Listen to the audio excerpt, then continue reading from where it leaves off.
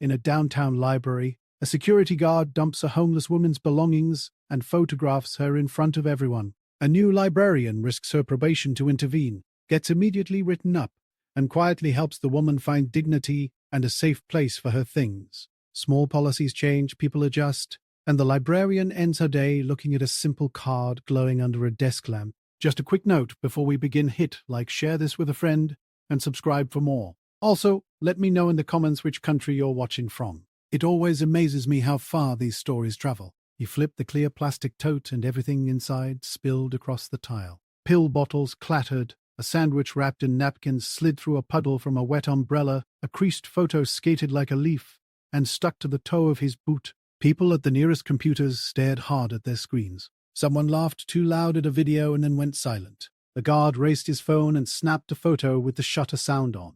The woman in the grey knit cap flinched, hands up like the camera was a sting.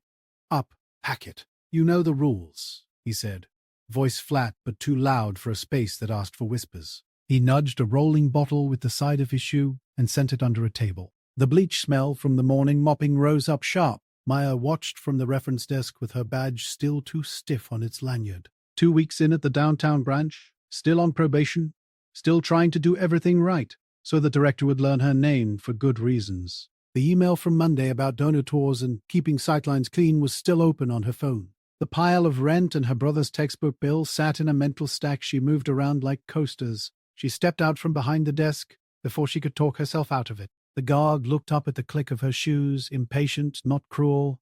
"Officer," she said, because he liked that more than his name. "Can I help?"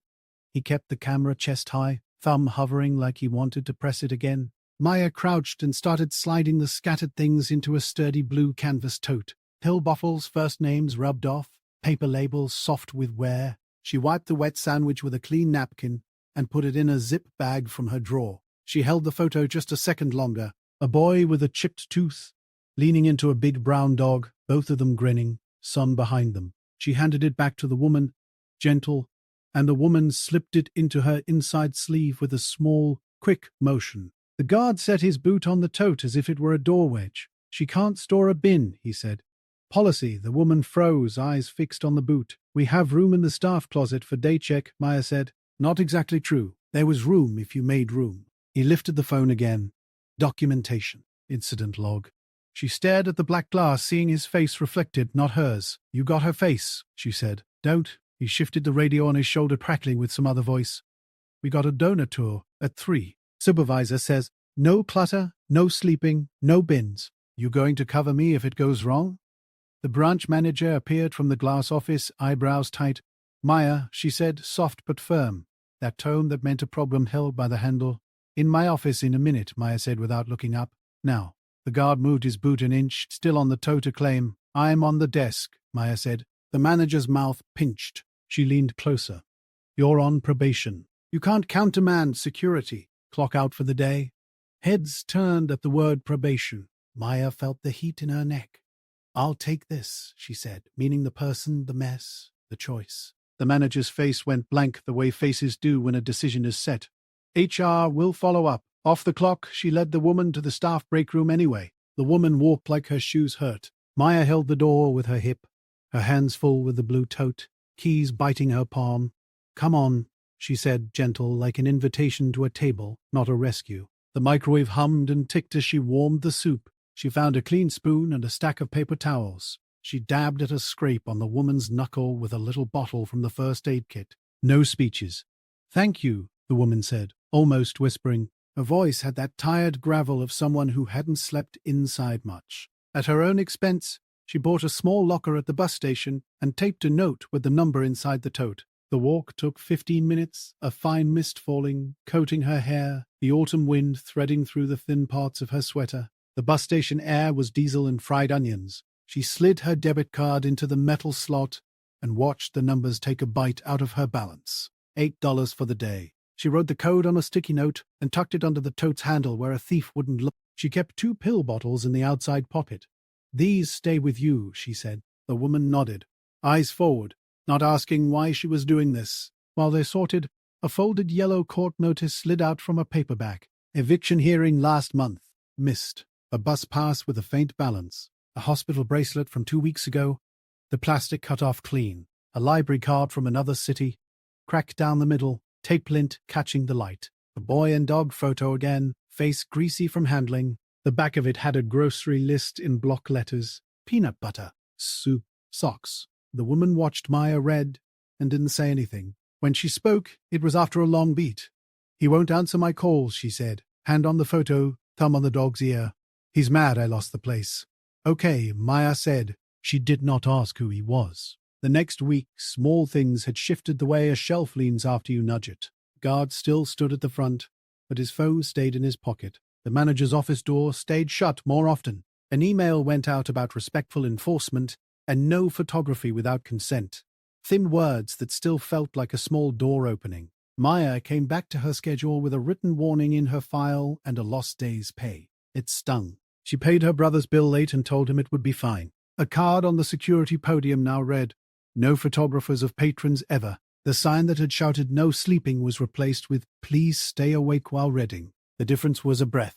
A wire basket of charging cords appeared at the desk, labeled "Loners" with a strip of blue tape in Maya's handwriting. A plastic crate behind the counter held a few day check tags they made out of old laminate and string. Someone scooted 2 chairs to face the big east windows so morning sun fell warm across them. The woman came back quieter, wearing the same grey knit cap but a different posture. She moved like she was carrying something light instead of waiting for something heavy to drop. At the front, she pointed to the crate and held up her tote. Maya nodded and slid over a tag.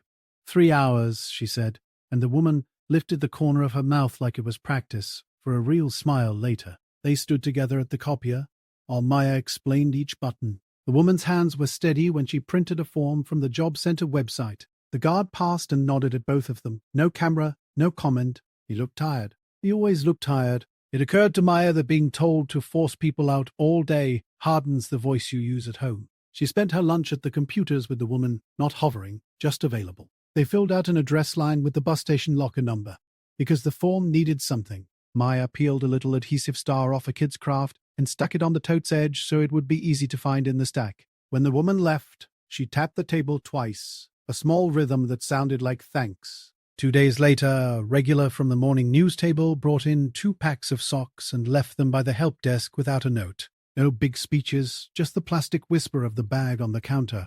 A teen from the college down the street started charging his phone at the basket and said, "Can I leave my backpack for an hour while I run to class?" Maya handed him a tag. The basket started coming back on time with the cords wrapped neatly. The cords were always tangled before. The quiet changed to less braced, more like the building exhaled between the coughs and the printer noises. The guard stopped saying "up, packet" and started saying, "Ma'am, you can keep it here without the lid." Like the lid was the problem and not the person. He stood a little farther back when he talked. Not friends, but less hard edges. One afternoon, Maya watched him kneel to pick up a book. A man dropped in a hurry, his hand under the spine like it mattered. The branch manager called Maya in and slid a paper across the desk. "This is the warning we discussed," she said. She didn't smile. She didn't glare either. "The donors have questions about our policies. We need consistency. We need people," Maya said, and then wished she hadn't. The manager rubbed the bridge of her nose. "Your instincts are good," she said. "Please run them by me next time." It came out tired, not mean. Maya nodded. She would. She also knew next time you don't always get warning. On a rainy Thursday, the woman came in soaked to the knees. Maya dug a garbage bag from under the desk and helped shield the tote. "Locker's dry," the woman said, almost laughing. A cap dripped on the mat. Maya brought paper towels over, and they patted things together. After a while, the woman slid a folded paper across the desk. "A clinic appointment. A time written in someone else's hand. You want me to set a phone reminder?" Maya asked. The woman checked the clock like she was measuring hours by eye. "I'll be here," she said, and put the appointment in the clear pocket of the tote. That pocket used to be cloudy with dirt. It was clearer now. You could see what was inside. Maya saw other small ripples. A boy from the chess club picked up the blue tote by mistake, saw the star, and put it back carefully like it was breakable. The older man who complained about bags everywhere started bringing a plastic container of muffins and left them by the water fountain with a note that said "Leave some for others." The note was spelled wrong. Nobody fixed it. It made more sense that way. She saw one more thing. The guard taped a printed policy under the podium. Bag size limits, 2 bags up to 18 inches. Assist with overflow as needed. He had underlined assist with overflow as needed. The line was a little shaky. His pen must have been dying. Later, as the building breathed its closing sighs, Maya sat in the dim hush by the returns bin. The fluorescent lights in the back went off in rows, soft clicks like knuckles cracking. She turned a new library card in her fingers, the plastic warm from her palm. The woman's name looked good there, the letters even. The card had a tiny nick on the edge already from being used. She set it on the desk where the lamp made a neat square of light. Outside, rain tapped the windows steady, a sound like pencil on paper. Maya watched the square of light hold, small and clean, just where someone could find it in the morning.